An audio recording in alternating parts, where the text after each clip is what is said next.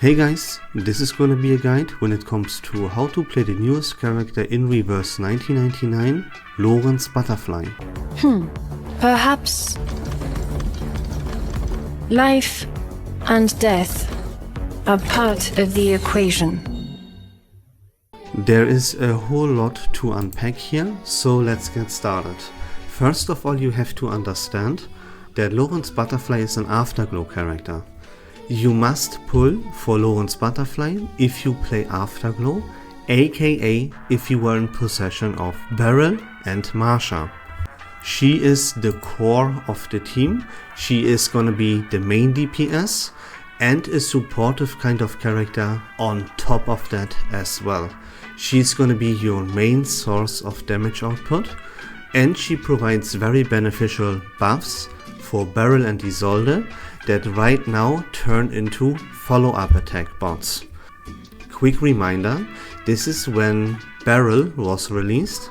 The recommended amount of portraits was portrait number 5. That is because Beryl will now then be able to choose 3 blue crystals. That enables her true power spike, and that turns her into a true follow-up attack kind of character. And this is what Beryl pretty much needs right now. You might say, if you don't have P5 on Beryl though, don't worry, it is not necessarily the total end of the world. You are just missing out on a tremendous amount of damage here. And that was the reason why we skipped Beryl and therefore the entire Afterglow archetype. So let me repeat. If you play Afterglow, you must pull for Lorentz Butterfly. You have no choice. Don't fall for this misinformation that Rihanna replaces Lorentz Butterfly in the 3rd anniversary anyway, so no need for forget all about it. You must pull for Lorentz Butterfly if you play Afterglow, if you have Beryl and Marsha. Now let's take a little bit of a look into why that is. That is because of 2 core reasons. One is her insight. Her insight number 1 says that right before the AP area resolves, each of Lorentz Butterfly basic incantations gain rank +1 for every other basic incantation of the same type in the AP area. That leads to you being in absolute need, there's no way around it, to play Lorentz Butterfly together with characters that have a lot of buffs and especially debuff incantations at their disposal. Because you need additional debuff incantations to rank Lorentz's Butterflies in debuff incantation up. That is the most amount of damage output. This is the very best source of damage that the Afterglow team has at their disposal. This is your main and core ability. This is how you deal damage with Afterglow right now. And additionally, she also has a buff. You can read it right here, yeah? It is a self buff that grants yourself a buff to apply more burn. But if you level this up, it turns into a must buff, and right now, all other Afterglow characters in your team also profit from inflicting more stacks of burn. And this is exactly what you want. More into that when we are actually in battle. You can see this for her incantation number 2 as well. Here, deals 200 mental damage, inflicts burn, right? But if you level this up, you can see the amount of text that is increased here. Now it deals double the amount of damage. After hitting the target, deals an additional damage dealt by allied incantations to the target this round times 3. Flat Genesis damage output is increased by 0.6, that's because she is P2, for every 100 points of Afterglow meter. Now check rank 3 out, which is always how you want to cast this incantation. Your damage output goes up from 400% to 800%. You inflict more burn stacks. Your damage dealt by allied incantations to the target this round is times 6 instead of just times 3. Your flat out Genesis damage dealt is increased by 1.2 instead of 0.6%. Every single source of damage from this core incantation here doubles. And this is exactly what you are aiming for. This is the main and core part of how you play Afterglow. Then her ultimate gives you AP +1 for 2 rounds. That's because of her portraits again. More onto her portraits and why they are must-haves at the end of this video, like I always do. And here you print copies of an incantation of your choice. I will show you exactly how this works and how to use it once we hop in battle. So let's do exactly that and jump in. Here we go. So at the very start of the battle, even before the battle begins, you will have to choose crystals on Beryl. You want to choose 3 blue crystals. If you don't have her B5, you cannot do that. So you're gonna pick an additional purple crystal, as green is completely useless. Blue is the most important ones, because as you can see here, that follow-up attacks, they trigger Halo. And that is very, very important. We are all about follow-up attacks with Beryl, and our blue crystals, they enhance our follow-up attacks. So, the most important part of the turn 1 with this team is to use all 3 buff incantations. Here, let me show you why that is. Remember that we want to level up the buff incantation here with Lorentz Butterfly all the way up to rank 3. We want to rank this up to rank 3 because then the buff it provides, which lets us inflict more burn stacks, is applied to the entire team, and on rank 3 this lasts for 3 rounds. That is a very, very key component of playing this team correctly, and I will touch upon why exactly when it's time later on again. Now pay attention to Lorentz Butterfly's buff incantation here. Whenever we already have a buff in our rotation, the buff incantation for Lorentz Butterfly levels up. Pay attention. It's now on rank 1. If we play a buff, it's rank 2. We play another buff, it's rank 3, and now we're gonna cast that. So for the reasons that I just explained, and we have those active. We, for convenience sake, want to accumulate already additional Moxie with Beryl, so we're gonna go ahead and use her debuff incantation on turn 1 as well. Now, this is our setup. On the turn 2, we will have 2 ultimates ready already. This goes to Lorentz Butterfly and Marsha. We're gonna use those 2 ultimates up, of course, at turn 2. And then on turn 3, as you will see, we will go completely nuts, and most battles in this game will actually end on turn 3. If that's not the case, they definitely end on turn number 4. And this makes Afterglow very, very fast and therefore very, very strong in a high tier meta team. This is why this team is part of the meta game. Okay, so we're gonna use the precast incantation with Beryl always first. Then we're gonna use the ultimate ability, with Lorentz Butterfly.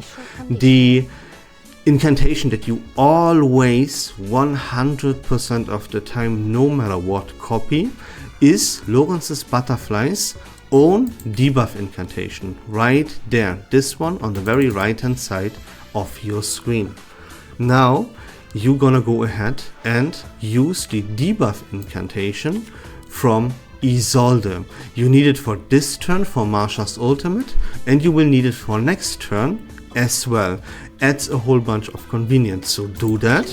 Then we ultimate with Marsha, and now we need an additional Moxie accumulated with Beryl, so that Beryl has her ultimate ready next turn. You can see, oh, we cannot accumulate an additional Moxie with Beryl, so that is the time where your unfinished tune comes in. So let me repeat that one more time. Precast incantation with Beryl, ultimate ability with Lorentz Butterfly, copy her own debuff incantation, debuff with Isolde, ultimate with Marsha, incantation for an additional Moxie accumulation with Beryl. That goes to her debuff incantation. We don't need to use her buff anymore, except for round 2 and maybe round number 4.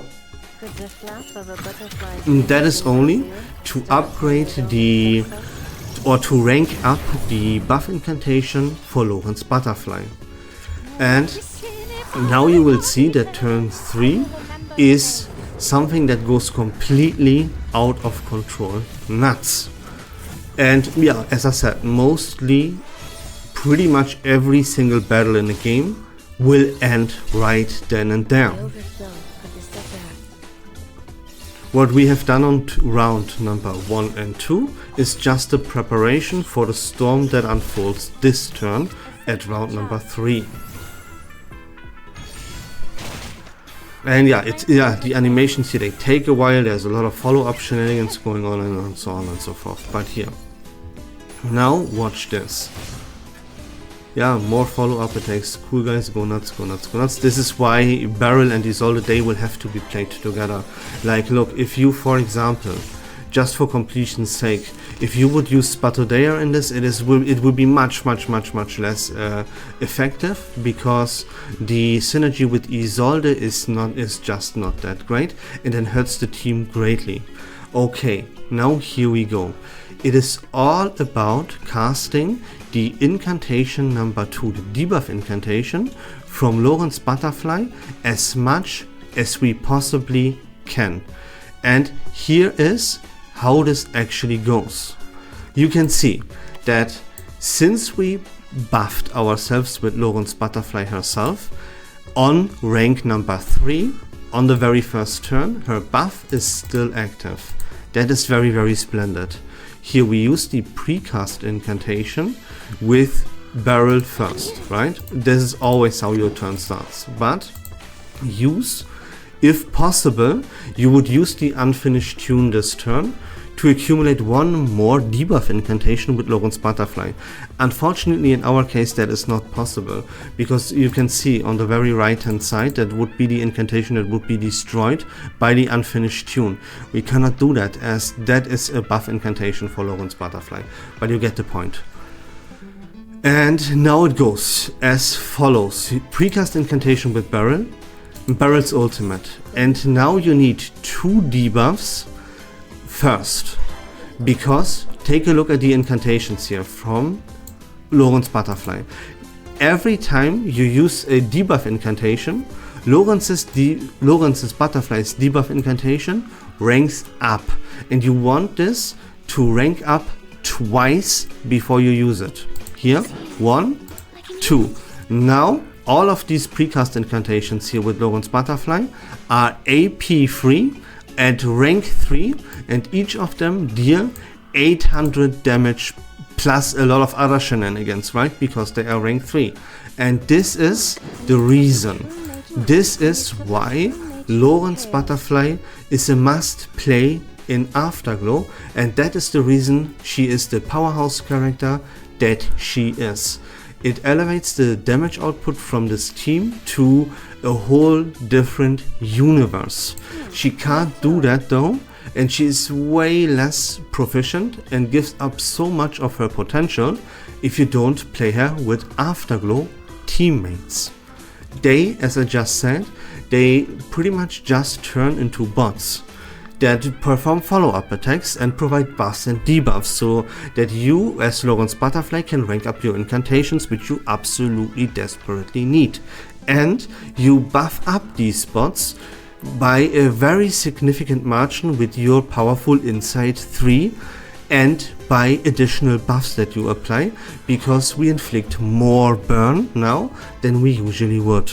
And do you see the reason right here on your screen if you look at our rotation? This is why you must pull for Lorentz Butterfly. She is not replaceable by Rihanna. If you would want to play, for some reason that no one can figure out, want to play Rihanna in Afterglow, you would replace Isolde. You don't want to do that because that would hurt Beryl. You know what I mean? Don't do that. This right here on your screen, that is the Afterglow lineup that you play, and I just showed you exactly why and how you play this lineup as it is. And this is everything that can be said about this Afterglow lineup. Now, Not every single battle will necessarily always end on round number 3, just most of them, you know. And from this point onwards, you will just repeat the process. Those were the 3 turns that are very, very, very important to be played exactly like I showed you, and yeah, in the right order as well, you know. Turn 1 is always super important. Everything, the turn 1 and turn 2, they lead into going completely apeshit at round 3. So you have to do it correctly if you want to play this team to the maximum amount of efficiency. This is what my guides are all about. And there you go. That is how you play the Afterglow lineup, including Lorentz Butterfly in Reverse1999's version 3.5. Now Afterglow is a complete team, and we never have to worry about that team ever again. Here, if something goes beyond round number 3, you will just accumulate Moxie with Lorentz Butterfly all over again. Now we have Isolde's ultimate. So precast incantation. Here, the round 4, by the way, good that we talk about this, because round 3, round 4 is the round that you have to rebuff your team with Lorentz Butterfly. So how this goes is almost as round number 1. Precast incantation with barrel. Then use all the buffs that you have available to yourself. Marsha, it would be perfect to have Barrel's buff incantation at our disposal. We don't have that though. So we could either use our unfinished tune. You know what? Actually, why not go ahead and do that? We have the freedom, so let's play everything absolutely perfect. Precast incantation with Barrel, buff with Marsha, buff with Barrel, and then buff with Lorentz Butterfly. Use Marsha's ultimate, Isolde's ultimate, and now next turn you will have the ultimate available with Lorentz Butterfly. You're gonna use that, and then you're gonna use on round 6 again 2 debuffs. You go completely nuts with Lorentz Butterfly and all of her precast incantations that are her incantation number 2, and you just constantly repeat the cycle. There we go. We can now go ahead and talk a little bit about the portraits for Lorentz Butterfly, which are very important. We can talk about her signature Psychube and her resonance build.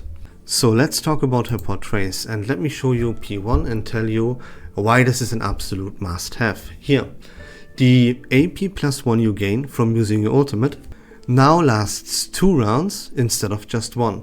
This is already, right? This would already be a portrait that would be worth considering. This is why we P1 Flutter Page. This is why we P1 Aleph, for example. So that would already be worth a consideration. But it goes further than that here. Now comes the actual important part. Lorentz Butterfly now gains an additional Moxie +2 at the end of the round if she did not cast an ultimate this round. This is how you unlock your ultimate at round 2 and only cast on turn 1 one of your buff incantations. You don't want to miss that, right? This is an absolute must have, because you really want your ultimate at round 2. And it is not only doing this. Every single turn, every time a turn passes in which you do not use your ultimate, which will happen frequently, especially the longer the battle goes, right? It is extremely overpowered in short-term battles, and in long-term battles it gets even better. You know what I mean? It breaks the ceiling. You need this P1, otherwise like you would really be stupid to not get it. I have to say it like that. And it doesn't stop here. It doesn't stop here. Like, can you imagine? Here, when Afterglow allies are present, Lorentz Butterfly now grants incantation might to all allies. Not to just herself, guys. Not to just herself. To all allies. And she does that per 100 points of Afterglow meter. You think it's over? You think that's it? AP +1, Moxie +2 every now and then, incantation might to all allies for just P1? You think that's it? I think again, because her incantation now deals an additional flat Genesis damage for every rank that is increased, which it will always be rank 3, and for every 100 points of Afterglow meter. It's laughably busted out of this world. I want to talk about her portrait number 2 as well, because you know, her incantation number 2, that is the premier and most important damage output of Afterglow right now. And you use your ultimate to print these incantations a couple of times, 3 times, right? You get 3 precast incantations, you copy your incantation number 2 3 times with your ultimate. With P2, you get 4 copies of that incantation number 2. Really, really good already. And then again, when Afterglow allies are present, Lorentz Butterfly now grants damage bonus to all allies for every 100 points of Afterglow meter. So the portrait number 2 is an honorable mention. This one though is not a must-have. All you would really gain from it is 1 more copy of your incantation number 2. This will not change the world or shake the earth or anything. It is good, very good though, and therefore an honorable mention. What you have to get is that portrait number 1. Otherwise, you are wasting your resources, okay? And that's gonna be about it. The other thing that we could talk about is P5, because we gain 1 more copy of our incantation number 2 by printing it with our ultimate compared to portrait number 2. But yeah, you don't want to go that far. You want to get P1 as a must-have. If you want to go further, you will get P2, and that's then about it. Moving on to her Psychube, you of course play her signature Psychube that you can obtain for free in the current event shop here, called the Fluttering Moment. What it does is, if there are at least 120 points of Afterglow meter accumulated, you grant yourself and your team, in fact, critical damage plus 12% at max level, and damage dealt plus 6% if you attack with a rewritten incantation, which you will of course do. Now, this is the best Psychube possible for Lorentz Butterfly, at least in short-term fights. If you want to go for a very, very long battle, if you are one of those chills that tries to accumulate the most amount of points in Main's Bulletin, for example, then there is actually, and surprisingly, a better Psychube for you, which is called Cracks in the Shell, the signature Psychube for Fatutu. Because what it does is, after the carrier is attacked, all allies gain critical damage plus 2.1% for 3 rounds, and this can stack up to 12 times. That would give you a higher amount of damage output, but it is slower, and it takes more turns to come online and unfold his true potential. The maximum amount of potential from this Psychube is higher than it would be from the Psychube from Lorentz Butterfly though, surprisingly, but this is what we are dealing with. Short-term battles, her signature; long-term battles, Cracks in the Shell, signature Psychube for Fatutu. When it comes to our resonance, we're gonna go all out on crit with the special piece Genuity. That is because we use her incantations a whole lot, you know, the 3 to 4 copies that we get by copying one of our incantations with our ultimate goes really nuts, and increasing our crit rate is therefore the most beneficial thing. If you want to use the same resonance as I would, then I will leave a link to this very resonance in the description down below. Feel free to copy if you like. This is a code for resonance 15, which is what you should be if you want to play Lorentz Butterfly. And that was my guide when it comes to how to play the newest character in Reverse1999, Lorentz Butterfly. I hope this was fun and informative. If you like Reverse1999 content in general, please consider leaving a follow on my channel, I would really appreciate it. But until next time, take care of yourselves, have a great day, and we love this game.